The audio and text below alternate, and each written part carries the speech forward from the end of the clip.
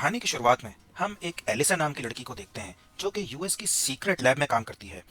वो अपनी ड्यूटी पर जाने के लिए रेडी होने लगती है, लेकिन तभी हम उसकी नेक पर कुछ निशानों को देखते हैं।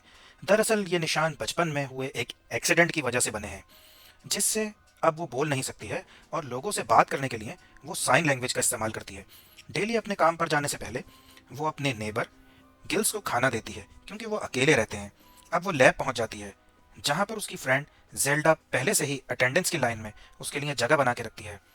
दरअसल ये दोनों ही यहाँ पर साफ सफाई का काम करती हैं। अब ये दोनों जब क्लीनिंग कर रही होती हैं, तभी यहाँ पर लैब का सिक्योरिटी इंचार्ज फ्लेमिंग आता है और वो सभी को बताता है कि हमारी लैब के अंदर एक नया प्रोजेक्ट आने वाला है।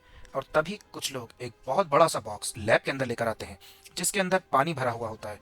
एलिसा को उस बॉक्स के अंदर से कुछ आवाज़ें आ रही होती हैं, इसीलिए वो उसके गिलास को टच कर कर देखने लगती है। पर तभी उससे उस बॉक्स के अंदर एक क्रिएचर का हाथ दिखाई देता है, जिसे देखकर वो काफ़ी ज़्यादा डर जाती है। आगे सीन में हम देखते हैं कि एलिसा और जेल्डा जो कि वॉशरूम को साफ कर रही होती हैं, यहाँ पर उन्हें एक रिचर्ड नाम का आदमी मिलता है जो कि इस क्रिएचर को यहाँ पर लेकर आया होता है और अब वो उस पर रिसर्च करने वाला होता है। अब क्लीनिंग के दौरान एलिसा को वेपन रखा हुआ नजर आता है बेसन के पास, इसीलिए वो उसे टच करने लगती है, पर रिचर्ड उसे मना कर देता है और उस वेपन को ले जाता है और यहाँ से चला जाता है। लेकिन एलिसा नोटिस करती है कि उस वेपन से कुछ ब्लड निकला है जो कि बेसन पर लग चुका है। आगे सीन में हम देखते हैं कि एलिसा और जेल्डा उस रूम के बाहर साफ सफाई कर रही होती हैं जहां पर उस क्रिएचर को रखा होता है। लेकिन तभी रिचर्ड खून से लथपथ होकर बाहर भागता हुआ आता है और अपने साथियों से मदद मांग रहा होता है। रिचर्ड का बहुत ज्यादा खून बह चुका होता है, इसीलिए खून को साफ करने के लिए फ्लेमिंग और एलिसा जेल्डा को उसी रूम के अंदर लेकर जाता है जहां पर ये दोनों मिलकर रूम की सफाई करने लगती हैं। लेकिन सफाई के दौरान एलिसा को रिचर्ड की कटी हुई उंगलियां मिलती हैं, जिनको उठाकर वो एक पेपर बैग में डाल देती है और जेल्डा ये बात फ्लेमिंग को बताने के लिए चली जाती है।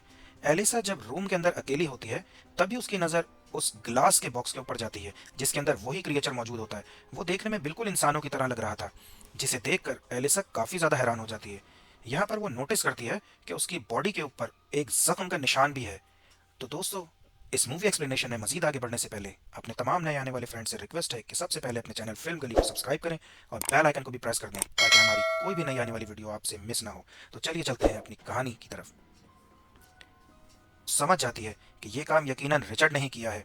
अब एलिसा घर आकर अपने नेबर गिल्स को बताने लगती है, लेकिन वो उसकी बातों पर यकीन ही नहीं करता और कहता है कि आखिर कोई क्रिएचर इंसानों की तरह कैसे दिख सकता है। नेक्स्ट डे एलिसा सभी से छुपकर उस क्रिएचर के पास पहुंच जाती है, लेकिन वो क्रिएचर पूल के अंदर छुपा हुआ होता है। पर एलिसा उसके खाने के लिए जो एग लेके गई होती है, वो स्पून से उस पर टैप करती है और एक साउंड निकालती है, जिसे सुनकर वो क्रिएचर बाहर आता है। एलिसा वो एग उस क्रिएचर को देने लगती है, लेकिन वो क्रिएचर कुछ आवाज़ें निकालने लगता है और उसे डरा देता है।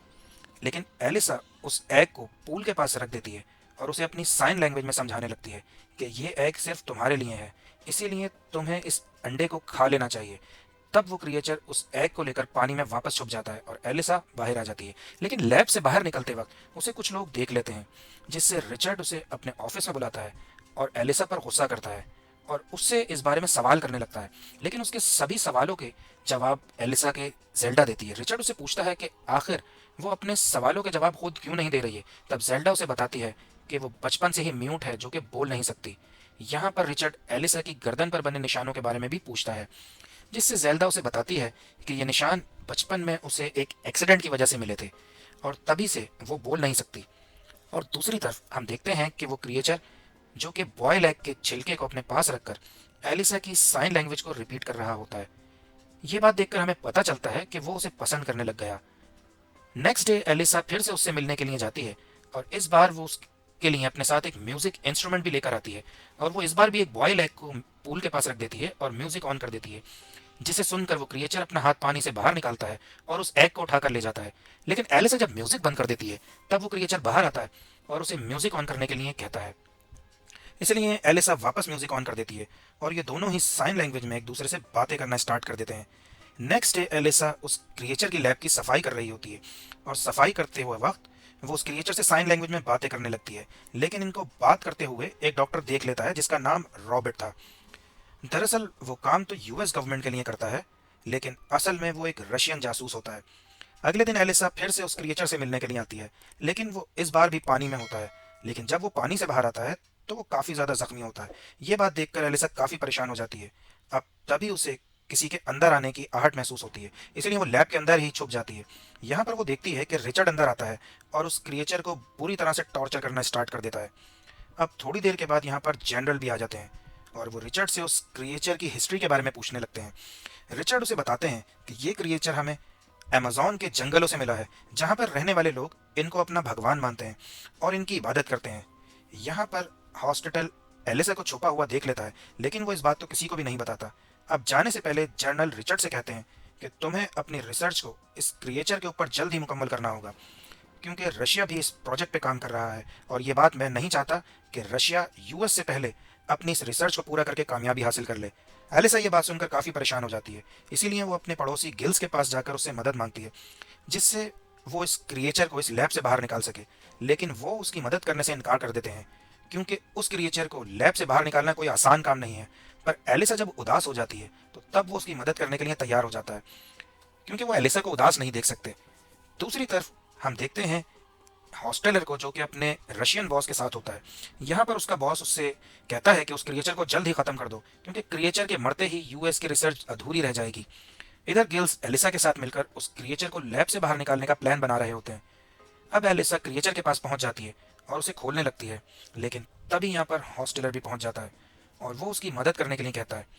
दूसरी तरफ गिल्स भी एक लैंड्री वॉल वैन लेकर लैब के अंदर एंटर कर जाता है, पर एक गार्ड को उसके ऊपर शक होने लग जाता है। उधर रिचर्ड भी कैमरे में वैन को देख रहा होता है, पर तभी फ्लेमिंग उसे बताता है कि आज लॉन्ड्री वैन को नहीं आना था, जिससे रिचर्ड दौड़ता हुआ उस वैन के पास जाने लगता है। लेकिन तभी हॉस्टेलर लाइट ऑफ कर देता है और वो उस गार्ड को भी मार देता है, जो कि उस वैन को रोकने की कोशिश कर रहा था। अब एलिसा क्रिएचर को लेकर वैन के अंदर बैठ जाती है और ये लोग यहाँ से निकल जाते हैं। रिचर्ड यहाँ पहुंचकर उन पर गोलियां भी चलाता है, लेकिन वो लोग यहाँ से जा चुके थे। रिचर्ड जब क्रिएचर को चेक करने के लिए उसके रूम में जाता है, तब वो वहां पर देखता है कि क्रिएचर तो वहां मौजूद ही नहीं, जिससे उसे बहुत गुस्सा आता है। दूसरी तरफ हम देखते हैं कि एलिसा उस क्रिएचर को समंदर में छोड़ने का प्लान बनाती है, लेकिन कनाल के पास उसे नोटिस बोर्ड पढ़कर समझ में आ जाता है कि कनाल का पानी अक्टूबर और नवंबर में ही 30 फीट होता है, जिससे तभी कनाल के गेट समंदर की तरफ खोले जाते हैं। अब उसे उस डेट तक वेट करना होगा, इसलिए वो उस डेट को नोट कर लेती है। अगले दिन एलिसा जब अपनी ड्यूटी पर जाती है, तब सभी वर्कर अटेंडेंट्स की टाइमिंग चेक की जाती है, जिससे उनकी इन्वेस्टिगेशन की जा सके। लेकिन जेल्डा ने एलिसा की अटेंडेंट भी छुप कर लगा दी होती है, जिससे उसके ऊपर कोई शक नहीं करता। दूसरी तरफ हम गिल्स को देखते हैं, जो कि सो रहा था, लेकिन तभी वो क्रिएचर बाथरूम से बाहर आकर गिल्स की बिल्ली को मारकर खाने लगता है। लेकिन गिल्स की जैसे ही आंख खुलती है और जब वो अपनी बिल्ली को मरा हुआ देखता है, तो वो उसके ऊपर गुस्सा करता है, जिससे क्रिएचर काफी डर जाता है। वो डर कर भागने लगता है, लेकिन भागते वक्त उसके नाखून गिल्स के लग जाते हैं, जिससे वो जख्मी हो जाता है। दूसरी तरफ हॉस्टेडलर एलिसा से कहता है कि तुम्हें उस क्रिएचर को जल्द ही रिलीज करना होगा, क्योंकि उसको ज्यादा वक्त तक पानी से बाहर नहीं रखा जा सकता, वो मर जाएगा। जब एलिसा घर आती है, तब गिल्स उसको बताता है कि वो क्रिएचर यहाँ से भाग गया है, लेकिन उसके हाथों पर गिल्स का जो ब्लड लगा था। एलिसा उन्हीं को फॉलो करते हुए उस क्रिएचर तक पहुंच जाती है और उसको वापस घर लेकर आ जाती है। घर आकर क्रिएचर गिल्स से दोस्ती कर लेता है। वो उसके सर पर प्यार से अपना हाथ रखता है और उसके जख्म के ऊपर भी अपना हाथ फेरने लगता है।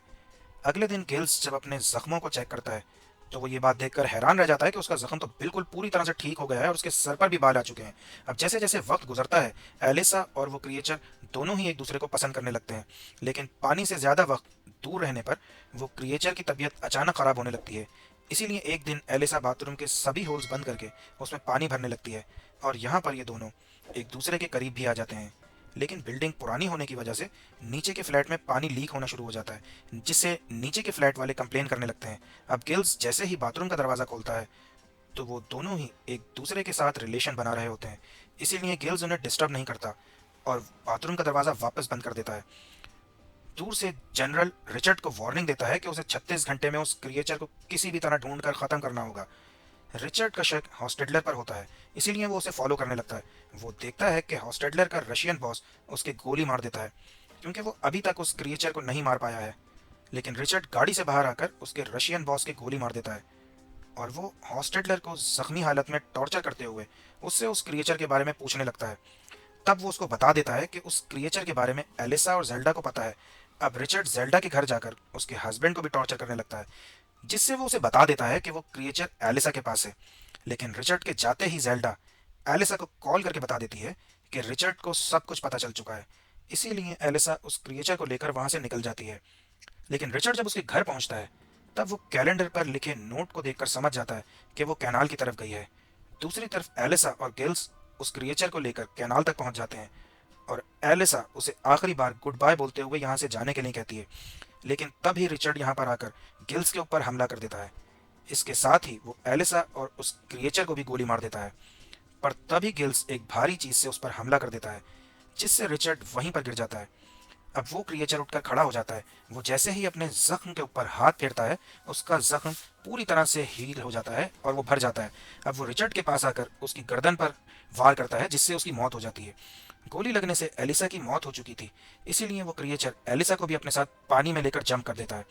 पानी के अंदर जाकर वो उसके चारों तरफ चक्कर लगाने लगता है और जैसे ही वो उसकी गर्दन पर बने निशानों को टच करता है, एलिसा वापस से जिंदा हो जाती है और उसकी गर्दन पर बने निशानों पर अजीब सी हलचल होने शुरू हो जाती है, जिससे उसकी वॉइस भी वापस आ जाती है।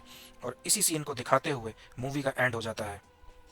दोस्तों, अगर ये वीडियो पसंद आई हो तो इस वीडियो को लाइक और इस चैनल को जरूर सब्सक्राइब कर दें। मिलते हैं नई वीडियो के साथ।